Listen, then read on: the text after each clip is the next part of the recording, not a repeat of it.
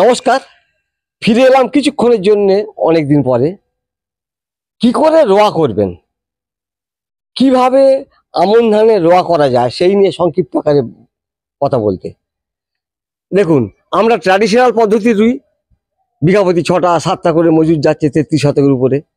প্রচুর টাকা ব্যয় হয়ে যাচ্ছে, আমাদের জন মজুর পাওয়া যাচ্ছে না, খুব ক্রাইসিস হচ্ছে আস্তে আস্তে। ইয়ং ছেলেরা কেউ মাঠে নামছে না, প্রত্যেক জায়গায় প্রত্যেক গ্রামেই নামছে না। ফলে বয়স্ক বুড়ো বৃদ্ধ যে কজন আছে তাদের উপরে চাষের চাপটা আছে, তাদেরকে ডেকে ডেকে পারা যায় না। তারা 9টার মধ্যে বাড়ি যেতে পারলে বাসে, এর জমি তার জমি বিকালে সকালে বিকালে এরকম করছে করে রোয়ার চেষ্টা করছে। এইভাবে আমরা খুব ক্রাইসিসের মধ্যে, লেবার সমস্যার মধ্যে দিয়ে কিন্তু আমন ধানের রোয়াটা চলছে। আচ্ছা দেখুন কিরকম ট্র্যাডিশনাল রোয়া যায়।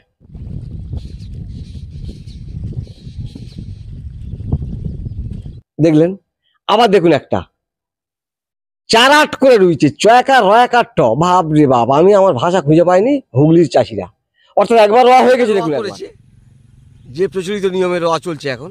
আর ওর পাশেটা দেখুন একবার, ওটা কিন্তু আজ থেকে 15 দিন আগে রোয়া হয়েছে। ওটাকে নাকি ওরা 4-8 করবে, 4-8 হুগলির ভাষায়। অর্থাৎ ওই যে রোয়া হয়েছে, ওই রোয়া থেকে আবার আর ধরুন 20-25 দিন পরে ওই পাশ কাঠিগুলোকে ছাড়িয়ে নিয়ে আবার পুনরায় রোয়া হবে অন্য জমিতে। তাতে ধান বেশি হবে, ফলনটা বাড়ার সম্ভাবনা একটু বেশি, কারণ সে তো মজবুত তলা, খুব শক্তিশালী চলা, তাতে সহজে রোগ পোকা আক্রমণ করতে পারে না এবং ধানও ভালো হয়।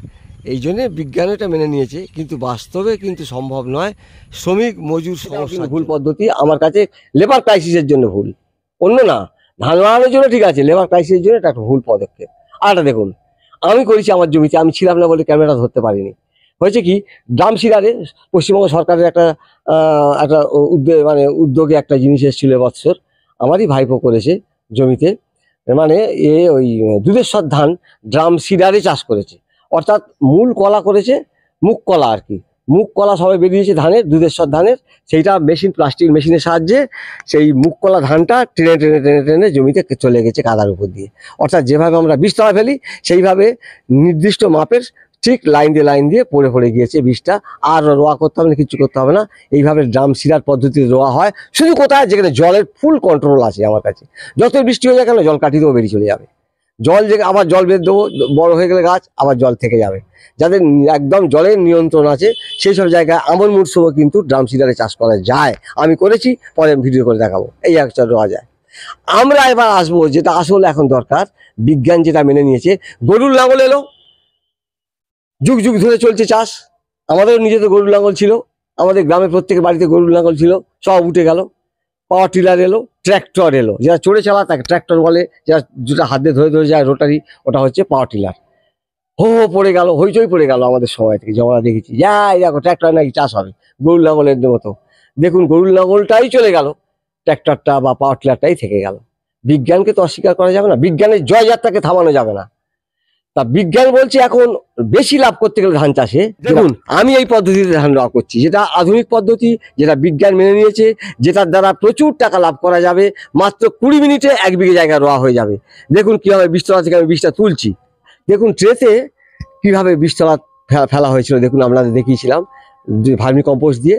দেখুন শিকড়গুলো কিভাবে জড়িয়ে গেছে, আর কত সুন্দর দেখুন একবার বীজতলা হয়েছে। ওটাকে আমরা রোল করে মেশিনে দিয়ে সময় অনায়াসে এইভাবে বীজতলা বাড়িতে তৈরি করা যায়। খুব সহজভাবে বড় ধরনের বীজতলা করতে পারেন বাড়ির ভিতরে।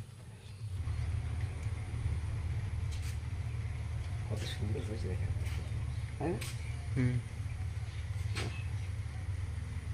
এই দেখুন এগুলো সব শিকড় জড়িয়ে গেছে। দেখুন একবার মনে হয় যেন কি সুন্দর আলপনা কাটা হয়েছে, আলপনা শিকড়। দেখুন একবার শিকড়ের একটা আস্তরণ দেখুন একবার,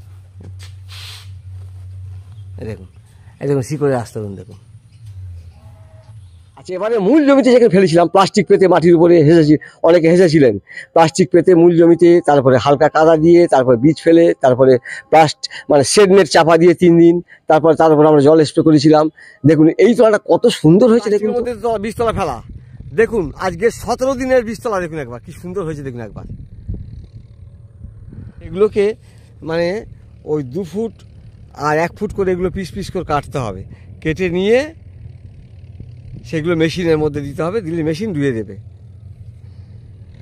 এইভাবে কিন্তু বীজতলা করা যায়। দেখুন অল্প জায়গার মধ্যে কত জমি রোয়া হবে। এ প্রায় 40 বিঘা জায়গা রোয়া হবে বলে আমরা তোলা ফেলেছি। আরেক জায়গা আমরা 10 বিঘা জায়গা তোলা ফেলেছি, বীজতলা।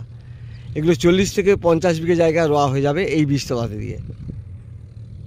ভাবতে পারবেন না, খুব সুন্দর বীজতলা লাগছে।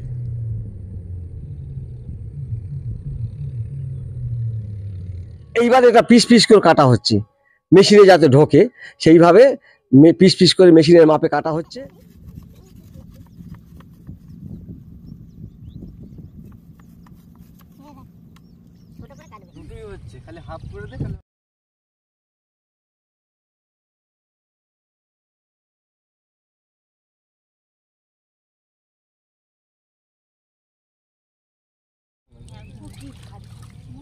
মাটিটা অনেক মোটা হয়ে গেছে।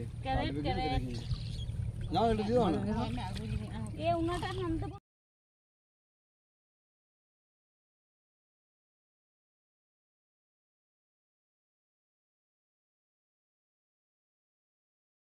প্রচুর জলে ঝাপটা দেখায়নি, কিন্তু জলে ভর্তি ভালো হয়েছে। জলে ভর্তি করতে হবে, এটা ভালো হয়েছে। তুই একটা দিন খুব সুন্দর কাটা হচ্ছে। এইবার আমরা মেশিনে দিয়ে রোয়া করছি। দেখুন 20 মিনিটে 1 বিঘে জায়গা রোয়া হয়ে যাচ্ছে। 500 টাকা লাগছে না বিঘা প্রতি।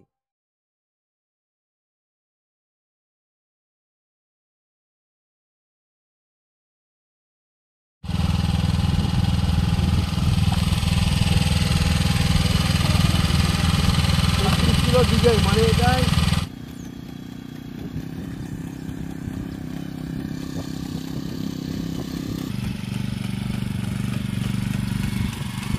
দেখুন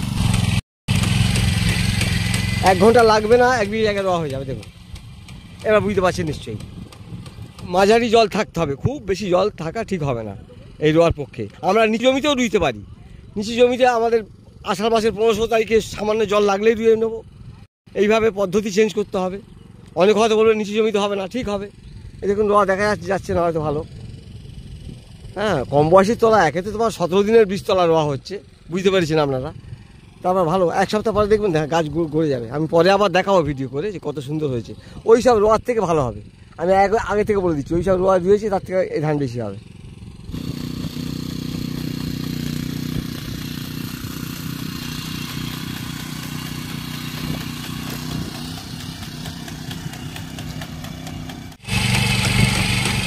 এক বিঘে জায়গা রুইতে কত সময় লাগবে?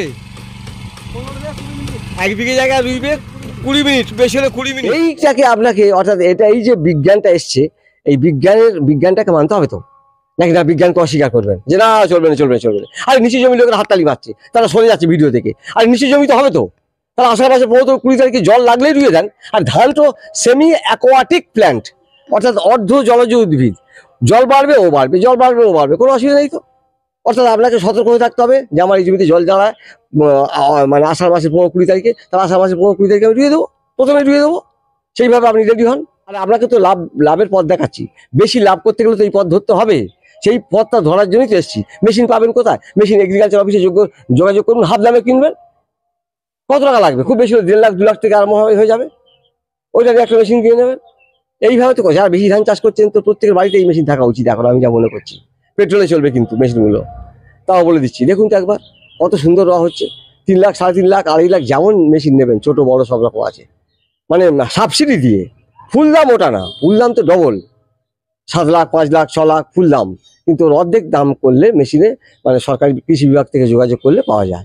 এটাই আমি শুধু বলে দিচ্ছি, এইভাবে কিন্তু রইতে হবে। মূল কথা হলো ভিডিওর যে এইভাবে বিজ্ঞানকে মেনে নিয়ে সমস্ত জমিতে ধীরে ধীরে ধীরে ধীরে আমাদেরকে এই মেশিনের সাহায্যে রোয়া পদ্ধতিতে যেতে হবে।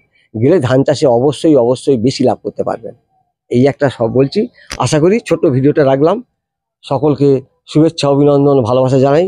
সকলে নিশ্চয়ই বুঝতে পেরেছেন আমার ভাবনাটা কি। আমার ভাবনার সঙ্গে সামিল হওয়ার চেষ্টা করুন আগামী বছর থেকে। সকলকে শুভেচ্ছা জানিয়ে ধান চাষে সমৃদ্ধ হন, ধান চাষে প্রচুর টাকা লাভ হোক। কারণ আমি এরপর মেশিনে কাটবো 55 টাকা 50 টাকা মেশিন মিনিটে। একটা জমি কাটতে গেলে আপনার খরচা হচ্ছে খুব বেশি হলে 750-800 টাকা করে। আমি সব হিসেব বলে দিচ্ছি আপনাকে। কাটা ঝাড়া 750-800 টাকা, আর রোয়া করবেন 500-600 টাকা। তাহলে কত লাভ হচ্ছে বুঝলে একবার হিসেব আপনারাই করে নিন। আর বিস্তারিত বাড়াচ্ছি না। সকলকে আবার শুভেচ্ছা, আবার ভালোবাসা জানিয়ে আমি শেষ করছি। ধন্যবাদ জানাই। ভালো থাকুন। নমস্কার।